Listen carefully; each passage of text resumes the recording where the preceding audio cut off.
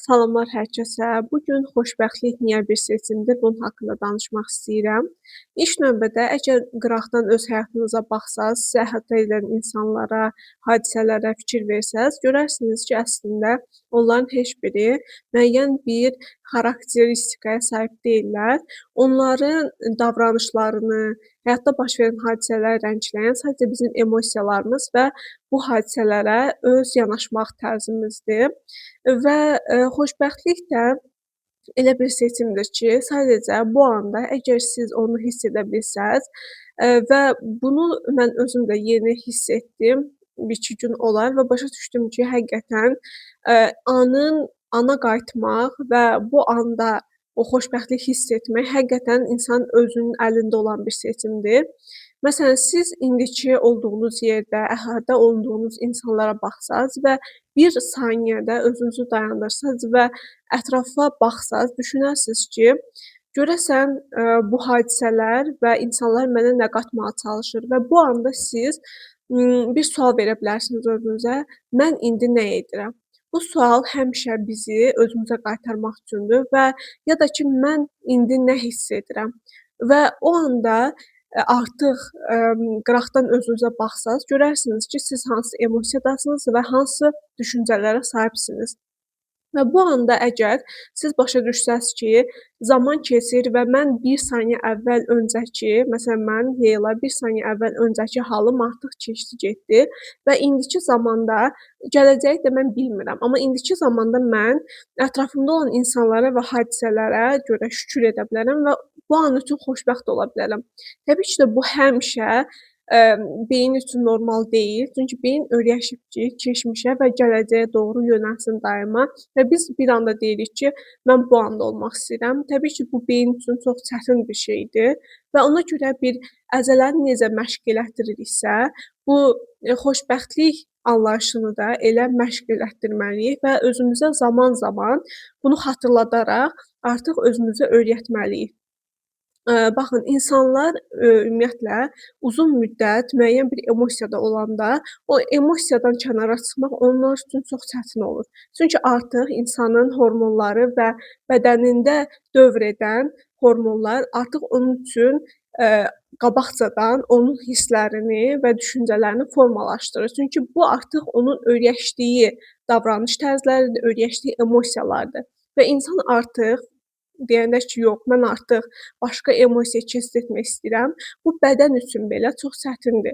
Ona görə də özünüzü məcbur etməyin ki, mən bu saniyədə müəyyən bir məlumatı öyrəndimsə, hər dəfə, hər saniyə bunu hiss etməliyəm. Siz bədəninizə müəyyən bir zaman verməlisiniz ki, sizin öyrəndiyiniz bu hiss, emosiya bədəninizə sanki bir, dediyim kimi, əzələ idmanı kimi zamanla oturuşsun və, xoşbəxtlik də budur bu da belə bir şeydir. Yəni məsələn, siz indiki zamanda xoşbəxt hiss eləmək istəyirsiniz. Özünüzü bir dayandırın bu anda, deyin ki, mən indi nə hiss edirəm və bu saniyə özünüzü bu ana gətirin və bu anda ətrafınıza baxın. Baxın insanlara, sizin yanınızda olan yaxınlarınıza. Çünki zaman keçdikcə ola bilər ki, onlar sizin yanınızda olmasınlar ya da indiki mühitdə olduğunuz insanlar zaman keçdikcə siz mühitiniz dəyişəndə bir məsələn, əgər məktəb oxuyursunuzsa ya universitet oxuyursunuzsa fərqi yoxdur. Biz daima həmişə bir yerdə qalmırıq. Müəyyən zaman sonra mühitimiz dəyişməyə başlayır və bu anda siz baxsaz və o insanların dəyərini görsəz, görərsiniz ki, xoşbəxtlik əslində kiçik şeylərdən başlayaraq yaranır. Yəni ki, biz düşünürük ki, məsələn, müəyyən bir şey baş versə, müəyyən bir insan belə bir hərəkət eləsə xoşbəxtlik yaranır, amma bu bir illüziyadır. Məsələn, əgər fikir veribsinizsə, ya olmur elə bir şey, ya da olsa da çox qısa müddətli olur. Amma biz daxilimizdə onsuz da müəyyən emosiyalar keçiririk və həyat öz axışı ilə gedir. Yəni necə gözəl olar ki, biz o emosiyalarımızı daha müsbət tərəfə dəyişək və həyatımızı daha müsbət yöndə irəliləməyini görək və daha axışda olaq. Və xoşbəxtlik də bunun kimi bir emosiyadır. Biz artıq xoşbəxtliyə dönəndə, ətrafımızdakı insanlara baxanda, onların xoş xüsusiyyətlərini görməyə başlayanda, hadisələrdə xoş tərəflər görməyə başlayanda və buna dəyər verməyə başlayanda biz görürük ki, bizim o saniyə, ımm, ət ətrafa müəyyən bir artıq yanaşmamız yaranır və bizim o saniyə, söz unutdum, настроение keyfimiz, halımız dəyişir.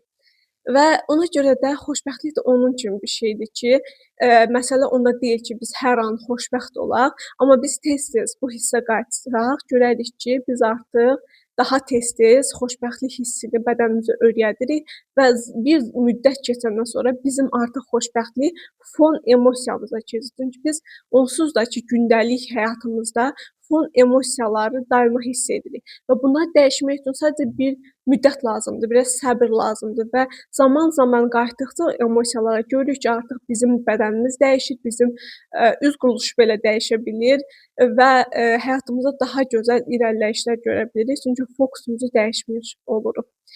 Demək bu gün xoşbəxtlik haqqında danışmaq istəyirdim. Arada biraz dayanmaqlarım oldu. Əgər nəsə suallarınız olsa yazarsınız, bunun haqqında da sizə danışaram. Sağ olun, özünüzə yaxşı baxın.